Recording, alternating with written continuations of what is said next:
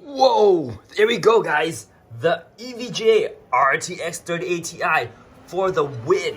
This thing is a beast. My PC is starting up right now, so it might be a little loud as it spins up. But this thing is super quiet, very powerful. RTX 3080 Ti for the win.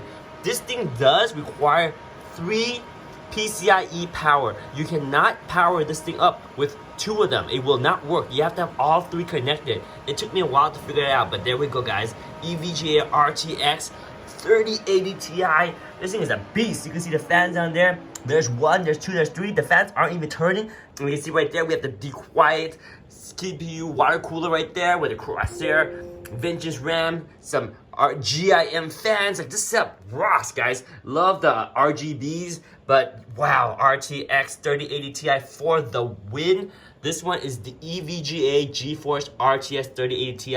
It has your normal and overclock mode. It does have a massive heatsink. You got the inputs, you got display port, and HDMI port. I mean, this graphics card is a beast. You can see how it barely fit in there, so make sure you have enough length to install this beast of a graphics card. But wow, it is powerful. You see how close it is to my water cooler? It is literally like less than half an inch of space between the water cooler and the graphics card. It is a big, long graphics card, so make sure you have space for it. But again, that is the GeForce RTX 3080 Ti for the win. FTW3 EVGA. Good stuff. Oh yeah.